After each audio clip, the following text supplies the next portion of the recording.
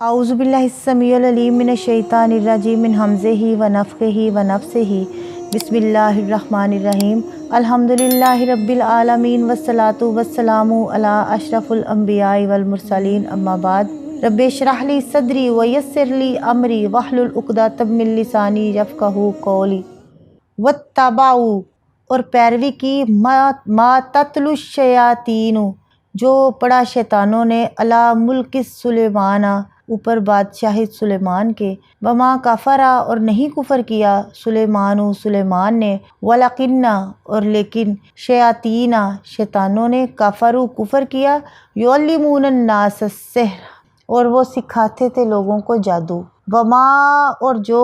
انزلہ اتاری علی ملکین اوپر دو فرشتوں کے بے بابلا بابل میں ہاروت و ماروت ہاروت اور ماروت پر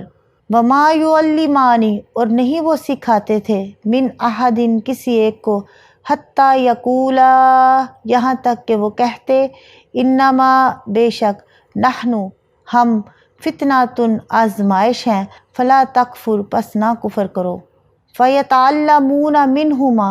اور سیکھتے ان دونوں سے ما یفرقون بہ جو جدائی ڈالے ساتھ اس کے بین المرئی درمیان مرد کے و زوجہی اور اس کی بیوی کے وما ہم بضارین اور نہیں وہ نقصان پہنچاتے بے ہی ساتھ اس کے من احدٍ کسی ایک کو الا باذن اللہ مگر ساتھ حکم اللہ کے ویتعلمون اور وہ سیکھتے ما یضرہم جو نقصان دیتی ان کو ولا ینفعہم اور نہ نفع دیتی ان کو وَلَقَدْ عَلِمُوا اور تحقیق جان لو لَمَنِ اشْتَرَاهُ جس نے بھی خرید لیا اس کو مَا لَهُ فِي الْآخِرَةِ تو نہیں ہے اس کے لیے بیچ آخرت کے من خلاق کوئی حصہ وَلَبِئْسَ اور برا ہے ما شروا جو خریدا یا بیچا بے ہی ساتھ اس کے انفسہم اپنے آپ کو یا اپنی جانوں کو لو کانوا یعلمون کاش کہ وہ ہوتے جانتے یعنی بے شک بری ہے وہ چیز جس کے بدلے انہوں نے اپنے آپ کو بیچ ڈالا اور کاش کہ وہ جانتے ہوتے اور وہ اس چیز کے پیچھے لگ گئے جو شیطانوں نے سلیمان کے عہد حکومت میں پڑھتے تھے اور سلیمان نے کفر نہیں کیا لیکن شیطانوں نے کفر کیا کہ وہ لوگوں کو جادو سکھاتے تھے اور وہ اس چیز کے پیچھے لگ گئے جو بابل میں دو فرشتوں ہاروت اور ماروت پر اتاری گئی حالانکہ وہ دونوں کسی ایک کو نہیں سکھاتے تھے یہاں تک کہ وہ کہتے ہم تو محض ایک آزمائش ہیں تو کفر نہ کرو پھر وہ ان دونوں سے وہ چیز سیکھتے جس کے ساتھ وہ مرد اور اس کی بیوی کے درمیان جدائی ڈال دیتے اور وہ اس کے ساتھ ہرگز کسی کو نقصان پہنچانے والے نہ تھے مگر اللہ کے اذن کے ساتھ اللہ کے حکم کے ساتھ اور وہ ایسی چیز سیکھتے تھے جو انہیں نقصان پہنچاتی اور انہیں فائدہ نہ دیتی حالانکہ بلا شبہ یقیناً وہ جان چکے تھے کہ جس نے اسے خریدا آخرت میں اس کا کوئی حصہ نہیں اور بے شک بری ہے وہ چیز جس کے بدلے انہوں نے اپنے آپ کو بیچ ڈالا کاش کہ وہ جانتے ہوتے۔ اس آیت میں یہود کے ایک اور مکروہ کردار کو واضح کیا گیا کہ یہود پر جب اخلاقی اور مادی پستی کا دور آیا تو انہوں نے تورات اور اس کے احکام کو پس پشت ڈال دیا، جادو، ٹونے، طلسمات، عملیات، تویز گڈھوں کے پیچھے پڑ گئے اور ایسی تدبیریں جو ہے نا وہ ڈھونڈنے لگے جن سے مشقت اور جدوجہد کے بغیر محض پھونکوں اور منتروں سے سارے کام بن جایا کریں۔ چنانچہ وہ جادو وغیرہ سیکھنے سکھانے میں مشغول ہو گئے اور یہ سیدنا سلیمان علیہ السلام کے عہد حکومت کی بات ہے۔ انہیں جب یہود کے اس رجحان کا علم ہوا تو انہوں نے ایسے سارے ساحروں سے جادوگروں سے ان کی ساری کتابیں چھین کر اپنے دفتر میں داخل کر دیں۔ اب سلیمان علیہ السلام کو جو معجزات عطا ہوئے تھے وہ تو اللہ کی حکمت کے مطابق ایسے عطا ہوئے کہ جادو اور جادوگروں کی دسترس سے باہر تھے۔ مثلا اللہ تعالیٰ نے تمام سرکش جنوں کو آپ کے لیے مسخر کر دیا تھا اور سلیمان علیہ السلام ان جنوں سے سخت مشقت کا کام لیتے تھے۔ ہوائیں آپ کے لیے مسخر تھیں جو آن کی آن میں آپ کا تخت مہینوں کی مسافت پر پہنچا دیتی تھی۔ پرندے بھی آپ کے لیے مسخر تھے اور آپ ان سے بھی کام لیتے تھے۔ آپ پرندوں کی بولی سمجھتے تھے، پرندے بھی آپ کی بات سمجھ جاتے تھے۔ جب سلیمان علیہ السلام فوت ہوئے تو ان شیطان یہودیوں نے کہا کہ سیدنا سلیمان علیہ السلام تو یہ سب کچھ جادو کے زور پر کرتے تھے اور اس کی دلیل پر یہ پیش کرتے کہ سلیمان کے دفتر میں جادو کی بے شمار کتابیں موجود ہیں۔ گویا جو کام حضرت سلیمان علیہ السلام نے اس فتنہ کو روکنے کے لیے کیا ان یہودیوں نے اسی فتنہ کو ان کی سلطنت کی بنیاد قرار دے کر ان پر ایک مکروہ الزام عائد کر دیا۔ اس مقام پر اللہ تعالیٰ نے اسی الزام کی تردید کرتے ہوئے فرمایا کہ یہ کفر کا کام ہے، یعنی یہ کفر کا کام سلیمان نے نہیں کیا تھا بلکہ ان شیطان لوگوں نے کیا تھا جو جادو سکھاتے تھے۔ اور اس آیت سے یہ بھی معلوم ہو گیا کہ جادو سیکھنا اور سکھانا کفر ہے۔ سلیمان علیہ السلام کے جادو کو روکنے کے لیے اس اقدام کے بعد اللہ تعالیٰ نے یہود کی ایک دوسرے طریقے سے آزمائش فرمائی، اور وہ یہ تھی کہ بابل شہر میں جہاں آج کل کوفہ ہے وہاں فرشتوں ہاروت اور ماروت کو پیروں فقیروں کے بیس میں نازل فرمایا۔ اور اس آزمائش سے مقصد یہ تھا کہ آیا ابھی تک یہود جو ہیں ان کے ذہنوں میں جادو ٹونے کے اثرات ویسے ہی ہیں، اس کی محبت ویسے ہی ہے، یا ختم ہو گئی؟ جب یہودیوں کو ان پیروں اور فقیروں کی بابل شہر میں آمد کا پتہ چلا تو وہ فوراً ان کی طرف رجوع کرنے لگے۔ ان فرشتوں کو یہ حکم دیا گیا کہ اگر تمہارے پاس کوئی شخص یہ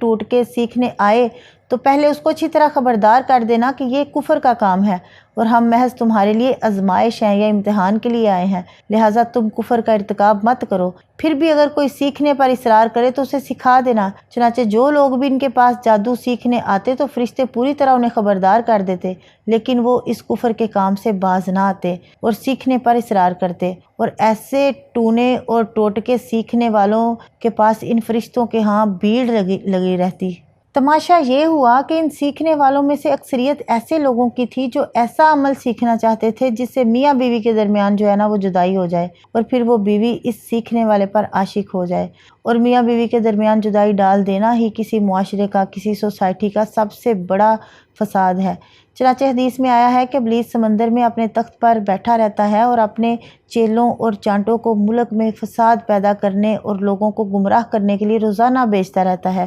شام کو یہ سب اکٹھے ہو کر ابلیس کے حضور اپنے اپنے کارنامے بیان کرتے ہیں۔ کوئی کہتا ہے کہ میں نے فلاں فتنہ کھڑا کیا، اور کوئی کہتا ہے کہ میں نے فلاں جو ہے نا وہ شر برپا کیا، مگر ابلیس انہیں کچھ اہمیت نہیں دیتا اور کہتا ہے کہ تو نے کچھ بھی نہیں کیا۔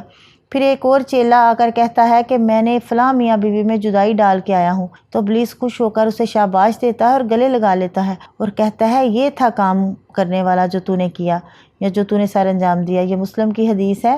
تو اس حدیث کے مضمون پر غور کرنے سے یہ بات جو ہے نا وہ خوب سمجھ میں آ جاتی ہے کہ اس دور میں یہود کی جو اخلاقی پستی تھی وہ کس نچلے درجے تک پہنچ گئی تھی کہ میاں بیوی کے درمیان جدائی ڈالنے کا عمل ہی نہیں سیکھتے تھے جس سے ان کی ذات کو کچھ فائدہ نہ تھا، بلکہ اس سے آگے ایسا عمل اور ایسا جنتر منتر بھی سیکھتے تھے جس سے وہ جدا شدہ بیوی اس منتر کروانے والے پر عاشق ہو جائے۔ بعض مفسرین نے ہاروت اور ماروت کے متعلق بہت عجیب و غریب داستانیں نقل کر دی ہیں، جن میں زہرہ نامی ایک عورت سے ان کا معاشقہ اور پھر زہرہ کے ستارہ بن جانے کا واقعہ بھی داخل ہے۔ تو ان سارے قصوں کو یہود کی افسانہ ترازی جو ہے نا وہی قرار دیا گیا ہے۔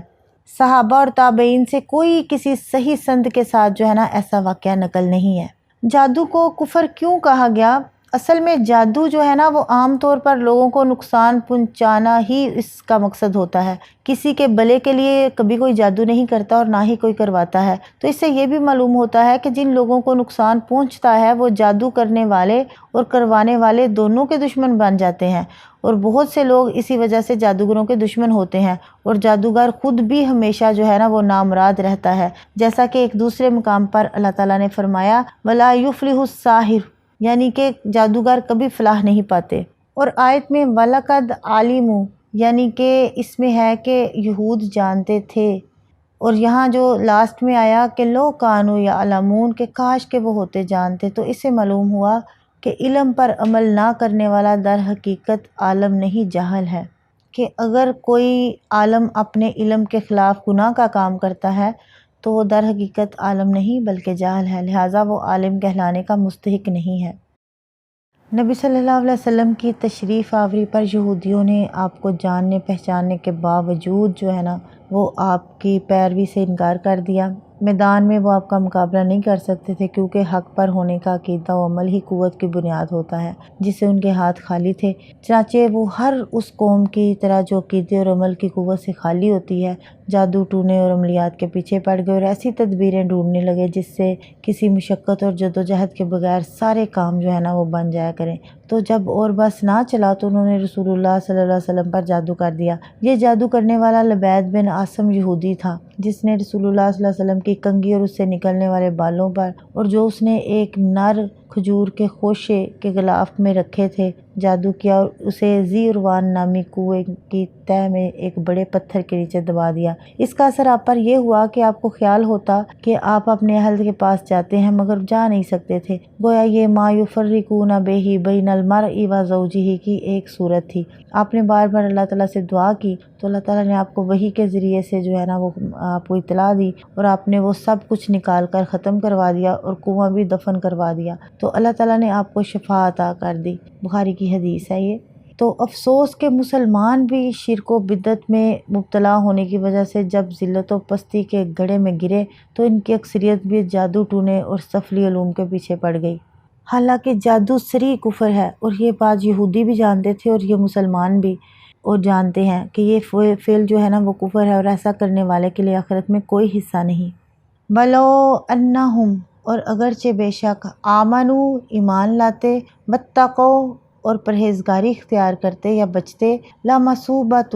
تو یہ ثواب ہوتا، من عند اللہ، نزدیک اللہ کے، خیر، بہتر، لو کانوا یعلمون، کاش کہ وہ ہوتے جانتے۔ جو پیچھے آیت ہے اس میں یہ فرمایا گیا کہ یہود کو اس بات کا علم تھا، اور اس آیت میں فرمایا کہ کاش کہ وہ جانتے ہوتے۔ تو اس سے معلوم ہوا کہ اگر کوئی عالم اپنے علم کے خلاف گناہ کا کام کرتا ہے تو وہ در حقیقت عالم نہیں بلکہ جاہل ہے، لہٰذا وہ عالم کہلانے کا مستحق نہیں ہے۔ وآخر دعوانا ان الحمد للہ رب العالمین۔